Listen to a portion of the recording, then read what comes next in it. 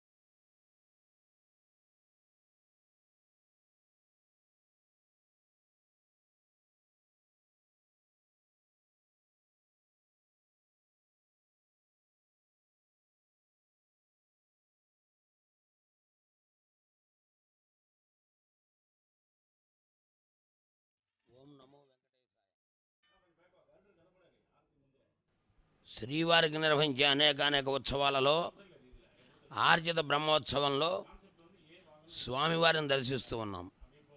అదేవిధంగా భక్తులు ఆధ్యాత్మిక భావనతో గోవిందనామాన్ని వేడుకుంటూ గోవిందనామాన్ని పలుకుతూ రెండు చేతులు జోడించి గరుడ వాహన గోవింద గోవింద అని పిలుస్తుంటే పిలిచిన పలికే దైవమైనటువంటి స్వామివారు అందరినీ అనుగ్రహించడానికి గరుడ వాహనం మీద వేయించేశాడు. అందుకనే గరుత్మంతుడు మాతృభక్తి పరాయణుడు అని మనం చెప్పుకుంటున్నాం. వేదములలో మాతృదేవోభవ అని మొట్టమొదటి చెప్పినటువంటి మాట. తల్లిని మించిన దైవము ఎవరున్నారు గనక మరి భగవంతుడి వైభవాన్ని చూసినట్లయితే రామావతారంలో ఇప్పటికీ తిరుమలలో స్వామివారి సేవలు ఉత్సవాల్లో మొట్టమొదటిగా సుప్రభాతం ఉంటుంది.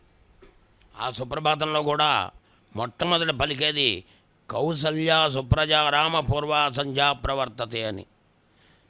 శ్రీరామచంద్రుడి యొక్క తల్లి అయినటువంటి కౌసల్యని ప్రస్తావన చేస్తారు.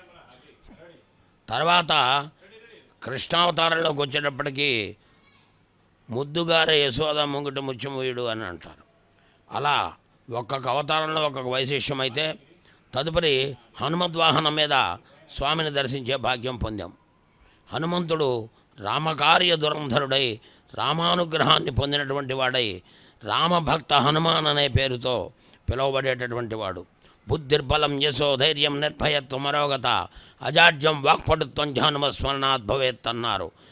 రామనామం ఎంత గొప్పదో హనుమద్నామం అంత వైశిష్యాన్ని సంతరించుకున్నది. అలాంటి హనుమద్వాహనం మీద స్వామిని దర్శించి ఆనంద పారవస్యంతో భక్తులు వేడుకుంటున్న శుభవేళ శ్రీరామదూతం శిరసా నమామి జయ రామదూతం శిరసా నమామి మా రామదూతం మనసా స్మరామి అని ఆ రామదూతగా పిలువబడేటటువంటి హనుమంతుడు మహానుభావుడు, నవవ్యాకరణ పండితుడు, ధైర్యవంతుడు, ధీమంతుడు అయినటువంటి శక్తివంతుడు, బుద్ధిమంతుడు, ఇన్ని గుణాలు ఉన్నాయి ఆయనలో. అందుచేతనే హనుమంతుడు కార్యదీక్షా తత్పరుడు కాబట్టే అలాంటి హనుమంతుడు ఆనాటి నుండి ఈనాటి వరకు రామానుగ్రహాన్ని పొంది ఉన్నాడు. తదుపరి శేషవాహనం, అదివో శేషాద్రి సోపానము కలియుగ వైకుంఠ పురమార్గము అన్నారు. ఆదిశేషుని పైన అధివసించినది మోదమున మలయప్ప నీరాజనమందుకొనుచు అని చక్కటి వైశిష్యాన్ని సప్తాచలాధీశ్వరుడు సప్త శీర్షములు గల శేషునిపై అధివసిస్తే వీడటే శేషుడు వెంకటాద్రి శేషుడు అంటాడు. మరి తర్వాత భక్తితో నమస్కరించేటటువంటి భావన మనలో కలిగితే భగవంతుడు మన చెంతకే వస్తాడు. అలాంటి భగవంతుడిని రామావతారంలో కావచ్చు, కృష్ణావతారంలో కావచ్చు, వెంకటేశ్వర స్వామి అవతారంలో కావచ్చు, యుగములు మారినా, తరములు మారినా, అవతారములు మారినా భక్తుల కొరకు భగవంతుడు, భక్తుల మధ్య భగవంతుడు, భక్తుల చెంత భగవంతుడు, భక్తుల వెంట భగవంతుడని ఉభయ దేవేరులతో కలిసి స్వామివారు అందుకునే నీరాజనాన్ని వీక్షిద్దాం.